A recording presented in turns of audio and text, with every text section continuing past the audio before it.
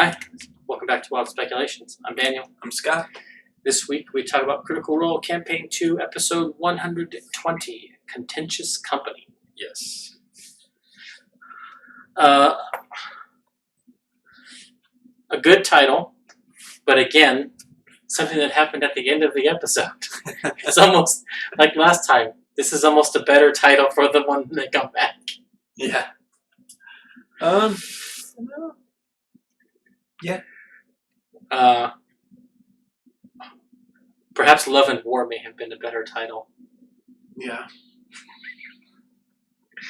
As we had the opening. Some awkward advances. Yeah. Bo making her move on Yasha, asking her out. And doing it in secret, which I don't understand why. I don't know that it was meant to be in secret so much as just not wanting to get the trolling that they ended up getting. You know, it's kind of like... Yeah, but that's going to happen anyway. I mean, if you're going to ask a girl out, are you going to, like, talk to her aside, one-on-one, or are you going to talk to her in front of all of your friends and put her on the spot in front of everybody that you guys hang out with? Yeah. I'm not saying... I don't know. It was just kind of odd timing. But I forgive it because, like we said in previous episodes, we could tell Marisha wanted to do this when they were in the tower. Yeah. There were a couple times where it was... And I think, you know, and like Marisha said, you know, and then we had all the company, the Yetis. I think it's something that she's been wanting to do, and they were kind of like, you know, because they're like, hey, stay alive is the plan. You know, and just a few seconds later, I think she's kind of like, fuck, this may be it down here. It's now or never. I got to get this out of the way. Yeah. You know? Just like Ford kind of did with Jester. Yeah. But like the thing that I don't get about it is, unlike with Ford and Jester, where only one or two of the party knew that there was anything there, with Bo and Yasha, like, everyone's been aware of that since episode 1. And now, a fair portion of the flirting that happened between them was actually Travis. And Marisha. True. But, like, Bo has confessed her feelings for Yasha to Ford. And not Veth. I would argue that with Ford, yes, she did, but then she immediately also admitted it was a bait. You know, also immediately admitted a crush on Chester, and just, you know. Well, she was baiting him to confess his feelings. Yeah. But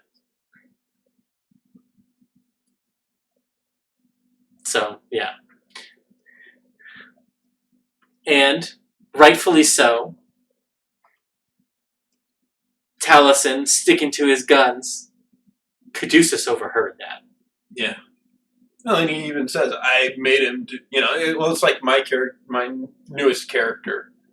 Like, he's got the observant feat and the high passive perception and passive investigation, because he's an artificer, and like, I want him to just be able to walk in and be like, oh, this is how this works. You know, that's why I did it strictly for the passive investigation, you know? Yeah.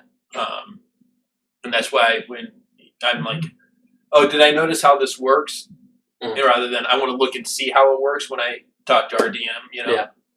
Because I'm relying on that ability that he just intuitively know how things work. That's part of his character. That's part of Caduceus' character. Yeah. Only Caduceus is more with people than. Yeah. And, like,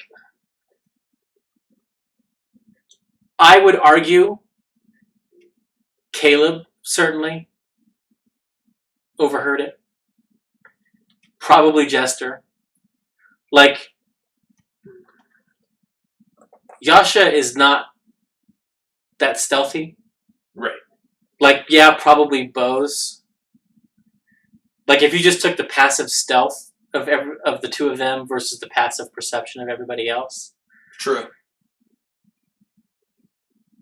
Most everyone in that hallway, in that staircase, heard at least Yasha's half of that conversation.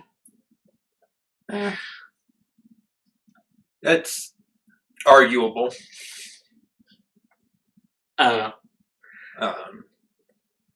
I mean, when you're walking down a hallway in a place that is as quiet as the grave, literally, your voice is going to carry. Right. So, like, yeah, I mean, that's true to an extent. I don't think I would allow the passives to work for the most part, unless they had, like, the observant. Just because even in that situation, you hold back and you're whispering. You know, that's not a passive stealth thing. That's true. So, I don't know. I think it's an argument. As a DM, I don't think I would call it that way. I would allow, like, the character that was made to overhear and pick up on things. Anyone with the observant feat, if their passive is good enough to be like, yeah, okay, they overheard at least part of it. But any regular character, no, they would have had to actively say, I'm trying to listen in onto what they're talking about and make a roll. Okay. Is how I would have ruled it. Fair.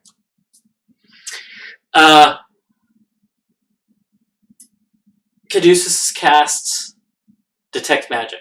Yes. When he enters the room. And Matt describes him seeing the orbs flashing. Mm-hmm.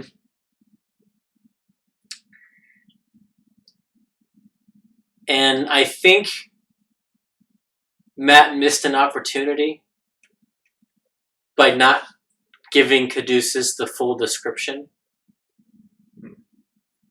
Namely, what school of magic it was. Right. Because I'm almost positive it was evocation. Why do you say that? Because sending and message are evocation spells. Hmm. And I think that was an alarm spell. Okay. Well, if it was an alarm spell, it would be abjuration.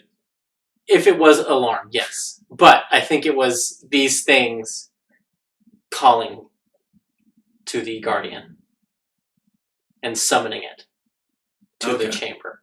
That's why but if he had said it flashes with evocation and Caduceus is like, ha, but nothing happens, then they ignore it. Like, oh, well, it's broken. Yeah. I mean, the only further tension that offered was Jester kind of sneaking up on it and is it going to do anything? And it didn't. Whereas I think if Matt would have said you see a flash of evocation, they're like, no fireball, no ice, no, oh, it's nothing. Okay. And you don't get that bit of approaching it. Or maybe you do just to see. Or maybe not messes with it. Yeah. Veth. But I thought it was a missed opportunity to disarm the party of suspicion so that it hits a little bit, just a fraction harder when he says to Caduceus, Caduceus, you hear. Right. But, yeah. And see, I was wondering, since it's one of the crests, one of the transportation things, I was wondering if he didn't give the school because he wanted it classified as dunamancy. whether that be gravity or end of it.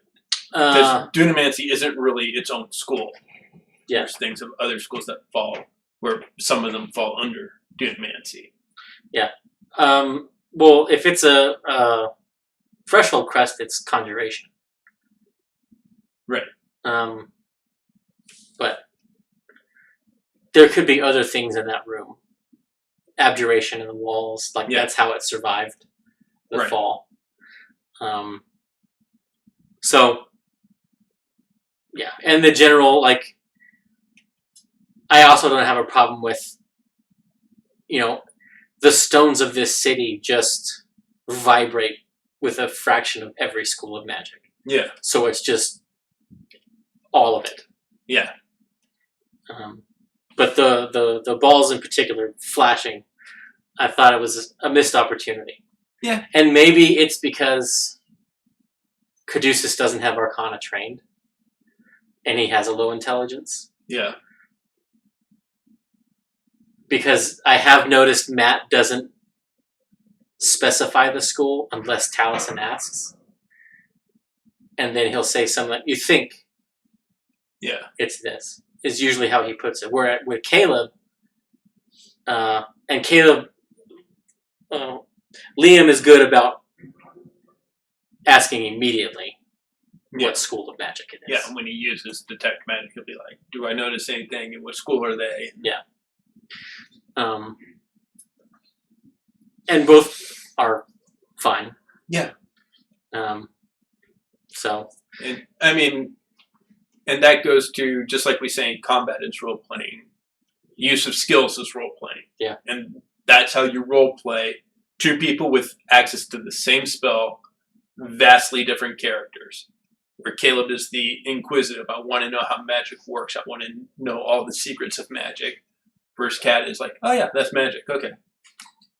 Yeah. And that's role playing that spell. Yeah.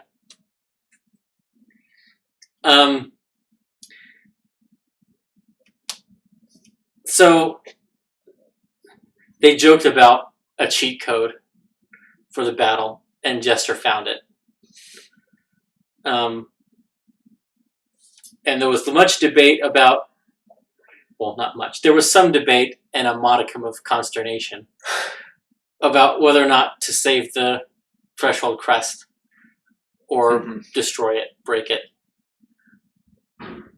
And Caleb is gonna, I assume I meant to look up Fabricate, but I don't think Fabricate is it a 10-minute casting time? I don't remember. I would have to look it up. Okay. Because he always says 10 minutes.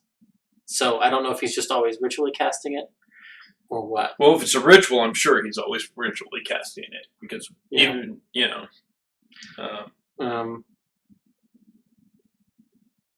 but yeah. Jester pulls out Stone Shape, though, when she banished the golem. It is a casting time of 10 minutes. Oh, okay. Level 4 transmutation, casting time 10 minutes. Okay. So there you go. Not ritual ritual. casting. Interesting. Also very nice of Matt not to charge him the spell slot. But he had to end it early. Very early. Not 5 minutes in. Yeah. Or anything. Not even 1 minute in. Yeah. So that's fair too.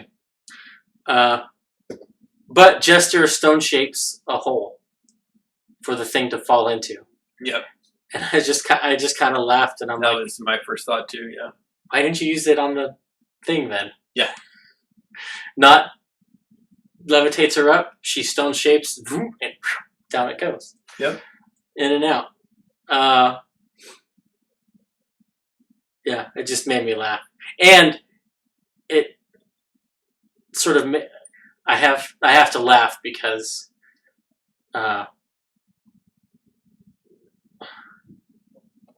every time we're in a situation where it's like you have time to prepare or what have you, or especially if my character is strong and I have the carrying capacity, I've always got like a list of stuff that I've got, and like they only have 3 coils of rope between 7 of them. Yeah. And they didn't bring any chisels. Veth might have a crowbar. Yeah. If she started with a burglar's pack, which I don't know that she did, because she doesn't have ball bearings. Yeah. Yeah, and I'm not sure. I mean, yeah. And Marisha has ball bearings, but I don't know if... I don't remember if she bought those after or if she had those from the start. She's had them for a long time. Right. So I don't know. But if she started with a burglar's pack, then she also might have a crowbar. Mm-hmm. But they're like, no, we'll just hit it with the sword. Yeah. And I'm like, you're so lucky that's a magic weapon. So lucky. Yeah. Because swords really do not do well when you slap them against stone and try to use them to pry things. Yeah. Swords bend. They're not made for that. Not typically, anyway. No. So, yeah, I was just like,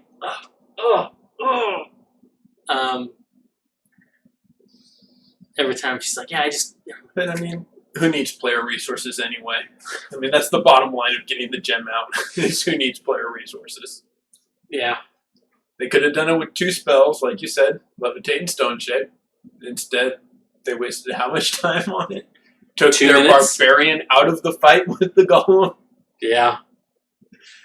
Although, that was just so good. So good. And waste how many rages? 3, 4? 3, I think. I think 3, yeah. She was down, I think, 1 for the day. And on my first watch, live Thursday, when Matt said, go ahead and make an attack roll with disadvantage, I was like, why is he giving her disadvantage? And then on my reroll, it looks like she might be further than 20 feet away from it. Mm. But I'm not 100% on that. But if she was indeed further than 20 feet away as an improvised thrown weapon, yep, she would have had disadvantage on the attack. So, but the 1 was just good. Interesting that Matt set some sort of flat DC for the dexterity save. I was thinking about it, and I think I probably would have used 8 plus proficiency plus her strength modifier. So basically, her if she had a saving throw for her class, what that would be. Yeah. Which is essentially, I think for Yasha that'd be 16. I think that would be the DC. Yes. Which. Yes, 16. And Bo rolled. I think a 16 is what she rolled. But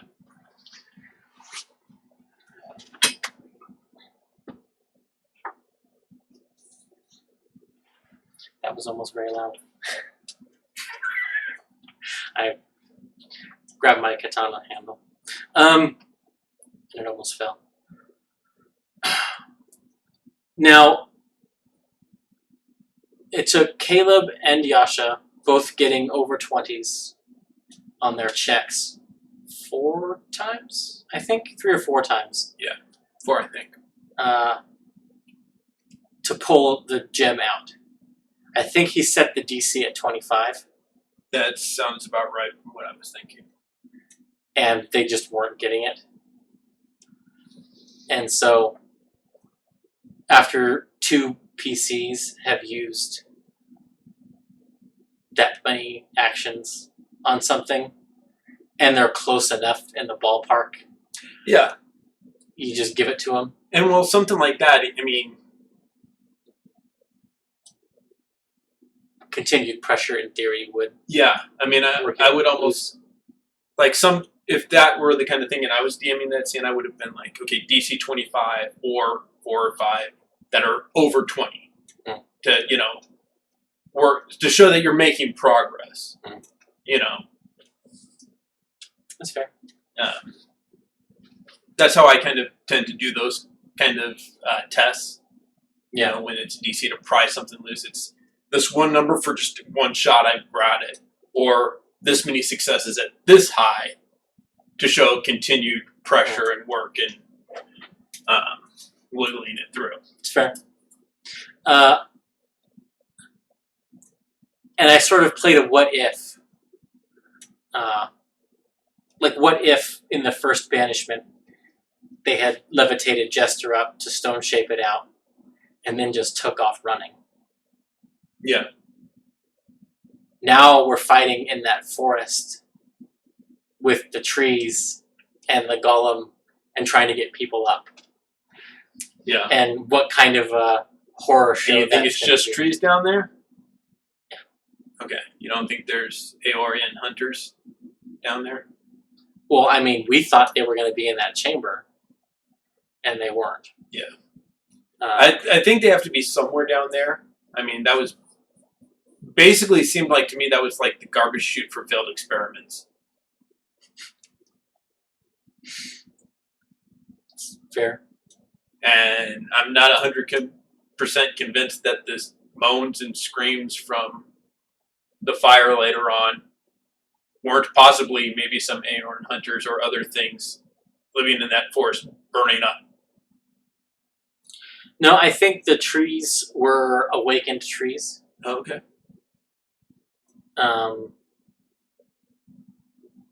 Just that couldn't move, Mm. that were restrained, basically. So that they could chase after them. But if they're in there, they're going to be, especially once they were talking to him. Yeah. I think that's what woke them up, Mm. is Caduceus and Jester talking at him. Right.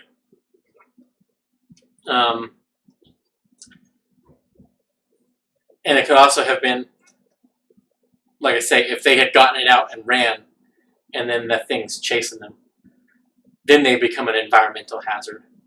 Where maybe they're not making attacks Right. against them, per se, but they're doing things to trip them and what have you. Or if they take damage, they're going to take extra damage as the trees suck the life force out of them. So, like, while the what if was fun to ponder, it's probably better that they fought in that chamber. Oh yeah, much better. And I love the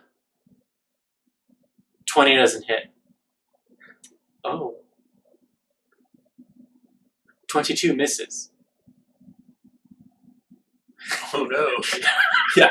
Yeah. Well, I loved it because it was like 16. You know, 16 misses, and they do the. Oh, He's yeah, like, bless. you have the D4, and Matt Oh, yeah. just Matt kind of crosses his arms and looks, and I'm like, it's no matter what she gets, it's not going to hit. And she's like, oh, 4, 20. 20 misses. It's like you could tell by his posturing, it wasn't going to happen no matter what. So good. And one of the things I liked about that encounter is it's a great example of why D&D is a better designed game than Pathfinder 2. Because that monster is probably as designed as CR 18, maybe 20. Yeah. Creature. But Matt just narrated it being damaged. Probably half its HP. Yeah. To give them a fighting chance. Didn't bother giving it legendary actions or layer actions or anything like that. It's just this thing's going to come in, and if it hits them, it's going to hurt them. But it's still within striking range. Yeah. Because of 5e's bounded accuracy, that they have a chance against it. Where Pathfinder, if they were playing Pathfinder, there's no way. Yeah. They're not hitting its AC, and every hit that it hits on them is going to be a crit. Yep. So I was just like, it's such a good way to do that, to use a high CR monster. Yeah. That 1 or 2 hits, 1 to 3 hit, like 1 hit, they're like, 2 hits, they're going to be, let's get the hell out of here. Yeah. And it did that much damage on a reaction. Yeah. Yeah. You know? Although, well, that was like the bulk, mechanically, the bulk of the damage. I would argue, narratively, more damage was done by Bo running up the harpoon and then Liam cat's clawing him off of it. I think that was the best part of the episode. Yeah. So, I mean, narratively, more damage was done by his party in that. But mechanically, the reaction was the damage. So good. You're not going to like any part of this. Yeah, they both basically apologize right before they do it because they know they're being assholes. So good. Well, that and like Travis's reaction is just priceless. Yeah. Why not get more of that? So, yeah, so good. Interesting thing that happened. And I think Matt just sort of gave in, but the Divine Smite causing wild magic. I like that.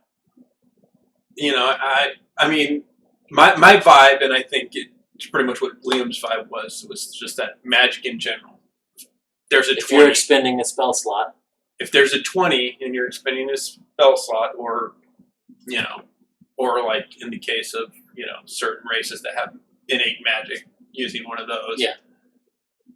Although, I don't know, because personally, I would have done it on a 1 or a 20. Well, that is a rule. Because when 4 got his, it was a natural 1. Okay, because I thought I remembered Veth getting a natural 1 with a spell, something with a spell, and not happening. No. Okay. But yeah, triggering that. So I was, 100% okay with it. My question is, were the butterflies inspired by Melora, the Wild Mother, or by Jester? In the moment, it was Melora. Because because it was a Divine Smite. Yeah. Where Jester's butterflies were blue, he narrated Ford's as being green. Yes. And maybe it's just a skin color thing. I don't know, but It's segregating the butterflies. But yeah, that was interesting to me. Because Matt at first said no, and he wasn't going to do it. Right. And well, Matt's yeah, argument was it was a melee attack. It was with a sword. You know, not a spell. Yeah. And then Liam was like, but Divine Smite, he used the spell slot. Liam just wanted the wild magic stuff. Which I would have been right there arguing. I would have been Liam in that. If I was at that table, I would have been doing that too, because I would want that. And that's a case of the table dictating the mechanics you're using. You know, like that's the whole point in a wild magic sorcerer, or now a wild magic barbarian, or anytime is to get that effect. So I would argue to try to get it every time. Yeah. That's why, like, with most DMs, like I would trust you to do it, but like I'd be real hesitant to play one of those classes because I would want that effect, but it takes, you know, the DM being on board and going for that too. Because especially with the Wild Magic Sorcerer, if the DM's not on board with doing that stuff, your class is like 90% nerfed. Yeah. Because so much relies on the DM being willing to trigger that when you roll the right thing. Yeah. And you're not supposed to get your bend luck until you trigger a surge. Yeah.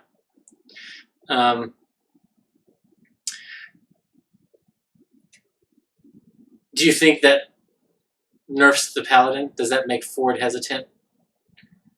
Because arguably, like, the paladin, a lot of paladin tactics sometimes revolve around hold your smites until you roll the 20. Hold them until you crit. Mm-hmm. And then... and if that's the case, and Ford Hexblade's curses something, does his 19 on the crit trigger the surge? Or is it just the 20 and 1 and 20? So, for me, no, it should not affect the paladin's playstyle. Because, again, I'm arguing from a point of I love that stuff. Travis, I don't think it will.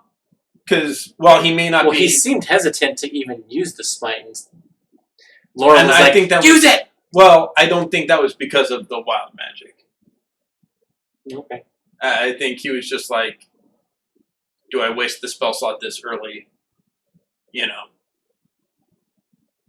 I think he was more looking at resource management. And whether or not his spells would be more useful than the smite. Yeah. I think that's where he was coming from. Which is fair, because he's a high-level warlock, so... Yeah. Some of those spells might be more useful than... 5d8. Yeah, so I think that's where he was coming from. So no, I don't think it should affect the playstyle. Yes, I would say the 19 would trigger it if he's Hexblade cursed. Again, arguing from that same point, but I would say a crit, either way. Crit fail, crit success is what I would say triggers it, not anything else.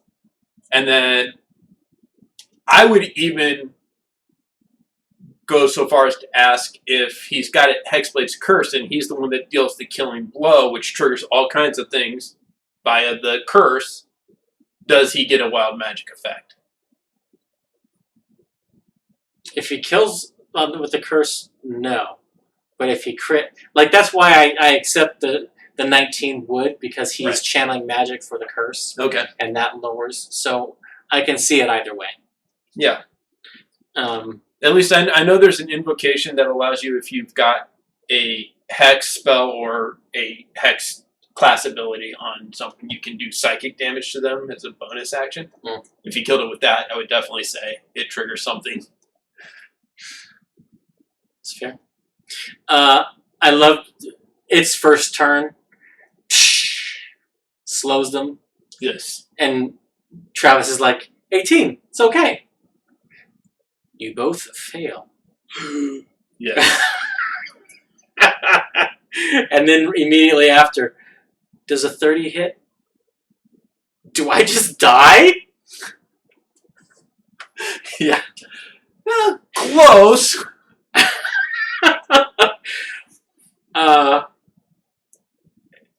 And Veth's banana peel of doom. I feel like Bo very often is why people's like crazy plans don't go off. But it's often because she has a more practical solution. Yeah. Than the Rube Goldberg. I mean, to be fair, she did state when she was going over there so that, you know, with the intention of them slipping on the banana peel to come to her, she just, when he said here, she's like, yeah, that's good, and it was too close. Yeah. You know? And that could have just been a visual angle misinterpretation. But she did state that, you know, when she argued later, because Matt's like, she's right there. He's like, no. She's like, no, I wanted, you know. Yeah, but she also, I mean, they both were holding off on lightning because they figured it wouldn't do anything. Right. But she also could have knocked the gloves for when it came back. Yeah. And been way out and given it a shot, as it were.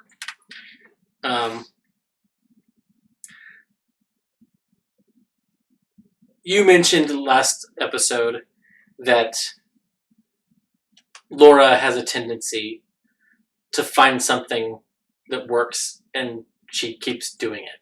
Mm-hmm. And this episode was the perfect example of that.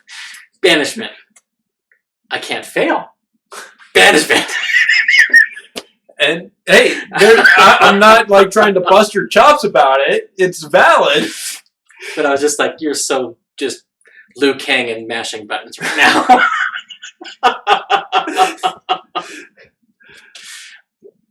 But yeah, it made me laugh.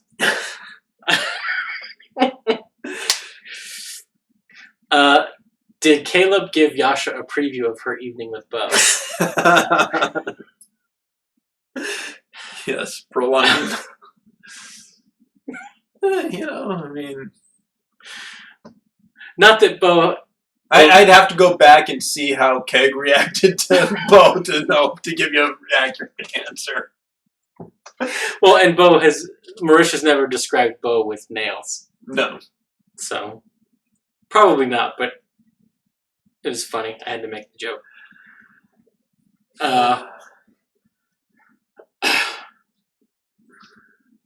We get a return of Coward Ford. Mm-hmm. This fight. Bo, being Bo, and the tank, wades into danger. She says, I'm going there because that's where it was going to go. Yep. And Travis is like, oh yeah, no, I don't want to be there. Yeah. And I was just like, oh, he's back.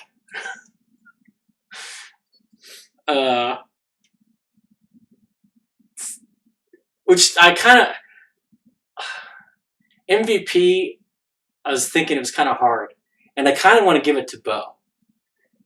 Because of that. Yeah. Because she went out like the biggest... I mean, I think it definitely goes to Bo. Yeah. Personally, I think it definitely goes to Bo. She made the ship move on Yasha. She did her best to hold that thing down and do damage. Yeah.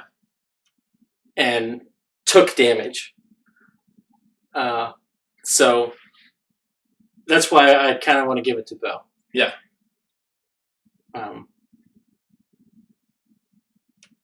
Cool. We also saw the Tinker Top striking again, and I think every time, and it went both ways in one round. Well, my recollection is every time he rolls a 1 with it, he also has rolled a 20. I don't think it's been not in the same turn, but in the same battle. Yes. Yeah. Yeah. This time it was in the same turn. Well, that has happened at least once. Yeah. But yeah, I was just like, wow. And Sam, I mean, to his credit, as a halfling, he didn't have to take the 1. Like, in theory, now that he's a halfling, that Tinker Top would never hurt that. Yeah, because virtually never. Yeah. You know, and well, that goes back to what we talked about before, and you know, I would have let him switch it out for Fury of the Small because that's more of a psychological. Keep Fury of the Small and lose. Yeah. Yeah.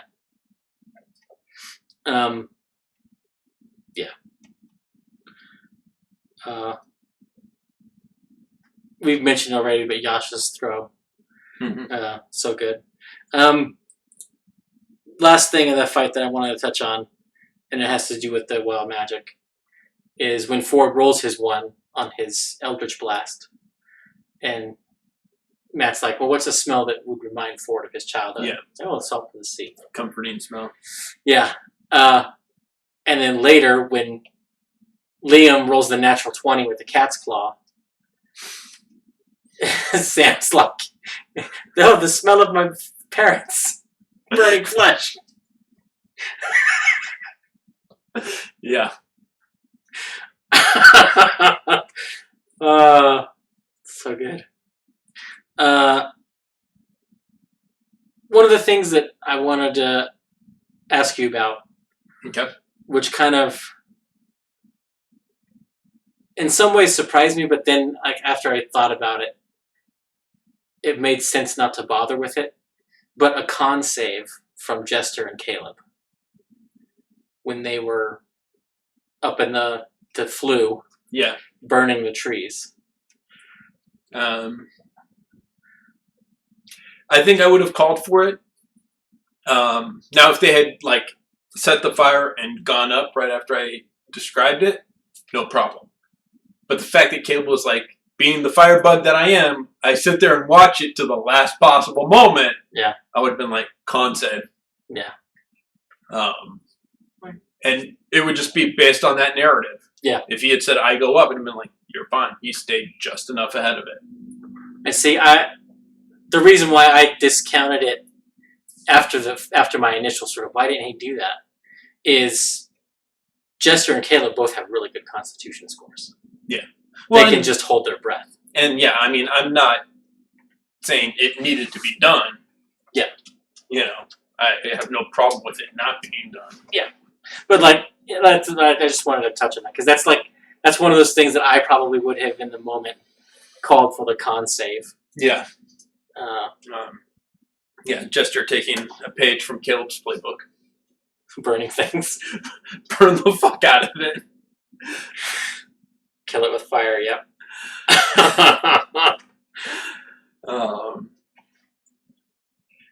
You gotta. I do kind of wonder what Caleb's reaction to that was. Like in the moment as she's concentrating and just she's summoning Firestorm. Well, like, the biggest fire spell, arguably. I think that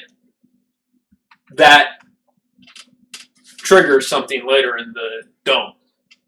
That's the reason behind making a statement in the dome. Nah. I mean, like, possibly. Not like triggered, but like gave him the, I'm gonna, you know, the confidence to act on that desire. But before we get to that, we get up, we reconnect with Ivor. Yeah. Oh, before that. Okay. Because in the looting of the body of the automaton, yes, Caleb finds the power source. That finds a power source for the collar. Yes. He has the collar. He's got the power source. I'm calling it right now. He is putting that on Lucian. That is turn one. That's either turn one or that's what kicks that whole thing off. Yes. Is Caleb just going, chomp. Yes. And I'm so here for it. 100% agree. Thought going through. Like he's doing this because he had Trent's name on that thing. But if he gets that working here in the tundra, that's Lucian's the first victim of that. Yeah. Oh yeah. So good. Also, putting the crest in the amber is brilliant because they arguably don't know about the amber. Yes. Well, putting the crest in the amber and then putting the amber in the bag of holding. Yes.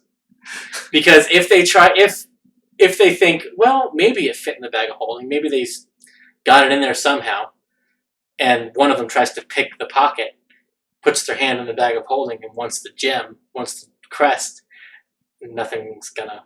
Yep. Which I kind of hope that happens because then they're gonna be like, "You guys didn't even get it, did you?" Well, you'll have to go down there to see. But I think how it turned out was probably the best. But, and Sam trolling them Yes. about the secrecy. Oh, yeah. Yeah. You know, let's celebrate tomorrow night. You and me. And then later on the dome, yeah, we're going to do something later. No. Good night, Beth. So good. I'm sitting up because this is obviously going to be a conversation. Oh. I love Marisha's reaction more than Bo's. Yeah. You fucking dick. You dick. Yeah. Ford and Caleb lifting the door into place. And Jester says, I'm going to remember that for my sketchbook later. Mm-hmm. And I'm like, Caleb or Ford? Well, I mean, Ford, because that's who Matt was describing to Beth, but I think both. Caleb got over 10. So, like, from an outside observer watching, you're not, maybe not 100% sure who did it. Yeah. Or is it just, she's going to remember Caleb and Ford? Yeah. Doing it. Yeah. That's sort of my one grasping at straws widow jest. My headcanon is that when she draws it, she's drawing both of them, and she's taking artist liberty, making them both shirtless, lifting the door together. That's my headcanon. And until Laura says she draws something specific, that's what she drew in the book. Yeah. Caduceus lies. Caduceus lies. Speaking, getting back to Ivor. Yes. You guys are rubbing off on me. Well, you rubbed off with good decisions on us, so it's only fair. I'm not sure why. I don't know. Ivor asked if they got what they were looking for, but Caduceus could have said, "I don't know." Yeah, because from his point of view, that's true. Yeah. Because do we want this damn thing? We had an argument about it. We're gonna break it probably tomorrow. Right. Like him saying "I don't know" would arguably have been the truth. Yeah. I mean, when you combine that with the fact that when they went down there, I mean, they grabbed it because it was the thing they grabbed in the last one. But yeah, they had huge discussions of maybe it's not the same thing from every spot. Yeah. We grabbed the one thing we know, but that may not have been the correct thing. Yeah. Yeah. You know. So, but which immediately sets him off being suspicious. Yeah. And it just starts a downward spiral. And then he is like, I'm getting the hell away from these people. He's climbing up, and then they're talking about killing him. Yes, and that's why my note for this part is how to make friends and influence people. Because, I mean... Which, as Marisha says, they're back in form again. We're back. I'm not even going to go into it. You guys know how I feel about Ford. But you cannot tell me... He's lawful good. That was a lawful good intimidation. You know, that was... Yeah. Totally. That was straight up Ghost Rider. And I'm pleased as punch that I got my waiting outside the dome scene. Because I've been, so long I've been saying that. Oh, and how great would it be if someone took that scene but did the cut where they take Talison's face off, put it on Matt's, so that Talison's talking to Taliesin?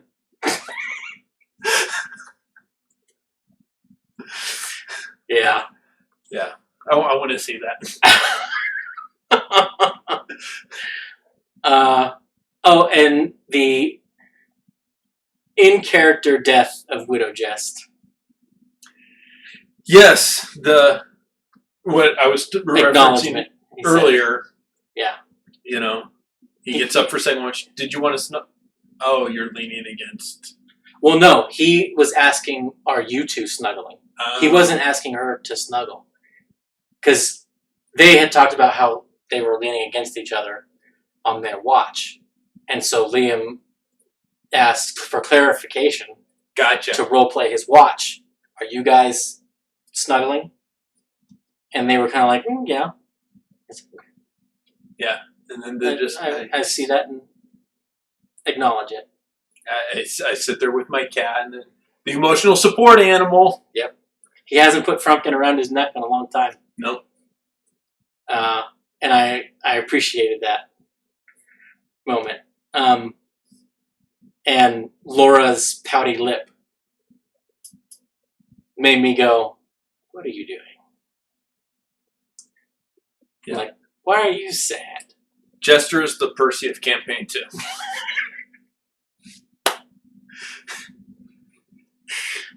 Yeah. Well, arguably worse than Percy. Yes. Well, everyone who was attracted to men at one point or another had at least a small thing for Percy in campaign 1. Everyone that has an attraction to women has a thing for Jester in campaign 2. No, I guess that's true. Well, Pike didn't really have a thing for Yes, Percy, she did. Did she? She admitted it the one time, because when she told Scanlan she was in love with someone else, after campaign, she admitted that was Percy. That had been Percy. Because he was the damaged, we can fix him type. And that's why they all liked him. Mm. Ashley said that in the post-campaign talks. They questioned her about it, and she said it was Percy. Now that you say that, I vaguely remember that. But yeah. Angry Lucian. Yep. And it takes Beauregard confronting him about it, lying about that bullshit. That's the lie. Yeah. You're pissed. Someone who's not pissed doesn't travel all night to surround someone while they sleep. Yeah. So good. And Ford finally uses his charisma. Yeah. Only like the second time that he's done it. Because the first time was with Avantika. Yep. And I have a feeling it's going to end similarly.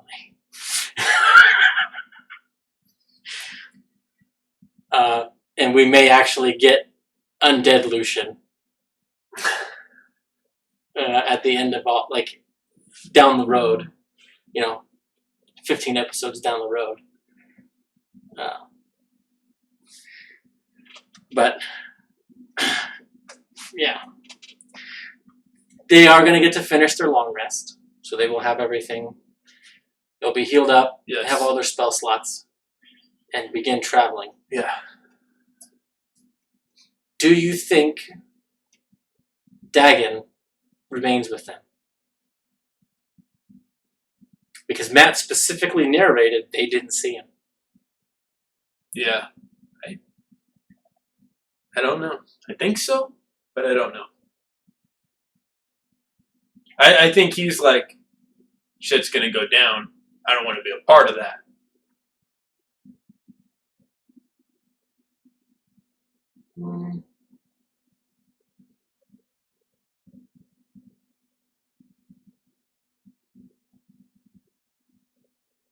Or maybe Dagon's dead.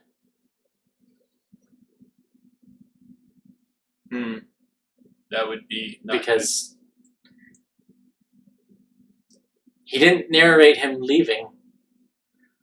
And if he left at some point on somebody's watch and Matt just didn't mention it. Well, they didn't see anything till... Yeah. I mean, the dome got covered in snow. They did the periscope cat and got a 9. Everything looks fine.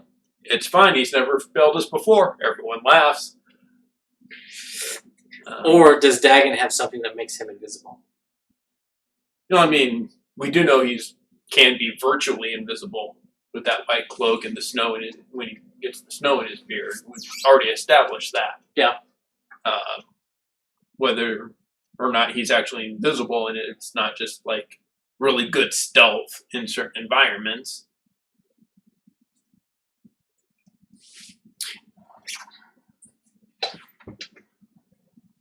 I hope he's not dead. So do I. At least I don't want him to be killed off screen. Fair.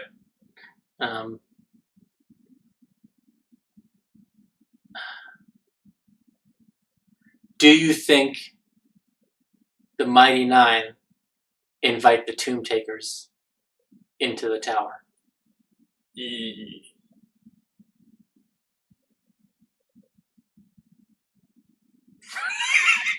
No.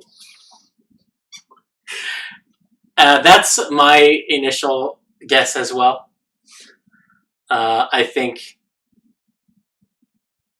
they say, look, I will make it visible for you so that you know that we are still here, but there's no room.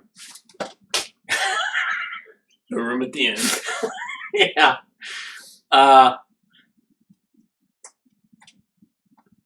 But if they do that, does that sit well with Jester and Yasha, who invited and enjoyed the company of Yeti? Yeah. That they were going to kill earlier that day. Like, how does that juxtaposition to me is... Well, I don't think it sits well with Caduceus either. But I don't think Caleb lets them in because he doesn't want them poking around the tower. Yeah. He doesn't want anyone going up to those top floors. No. Yeah. And if they've got a rogue in their party, someone's going to that top floor. Uh-huh. Yeah. Especially a small size rogue. Yeah. Yeah. All right. Or if they do, they're on the ground floor. They share a room. Well, there's legitimately no rooms. Yeah. Like, that's also the thing. Like, legitimately, there are no rooms. Yeah. They could be on the Great Hall. They could put them there where they put the Yetis. Yeah. Like, you guys can sleep on the floor here. To the bedrooms and above, or at least to that floor where he and Nod are and above, he puts alarm around that entryway.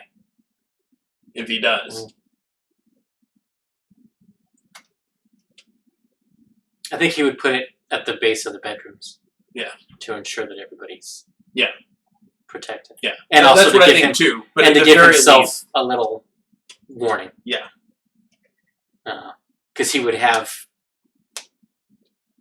6 to 18 seconds if they were coming to his floor.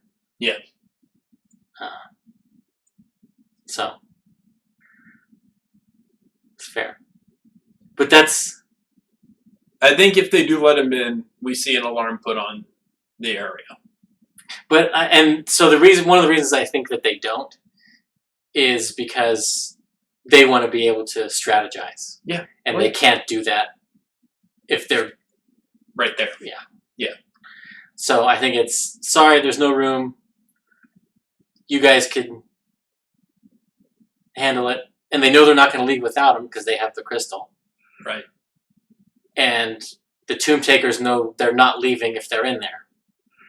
So long as they watch the door, they can be certain that, okay, fine, have your luxury apartment and we'll rough it. But so I don't think you get any argument from them. And also I don't think the Tomb Takers trust them to sleep in the same space anyway. So if they're like, look, we're going in the tower, you can't come in, but feel free to camp out here. The Tomb Takers might be more comfortable with that. They'll just keep an eye on it. Okay, somebody's watching the door. Yeah. And we'll just rest. But we'll see the 14th. Yep. If that happens. I think they get to Aor next episode. Yeah. Maybe not until the end, depending on if they have any combat encounters. But I think we get to Aor. I think we get to Aor around the time of the break. I think we have some social interaction with Lucian, find out about the camping, maybe ascending to Essek, travel to Aor after the break. And Bo and Yasha's date and sex. Yeah. Well, up to the break. After the break, going into Aor. Right, that's fair. We will see you guys in the future, I guess.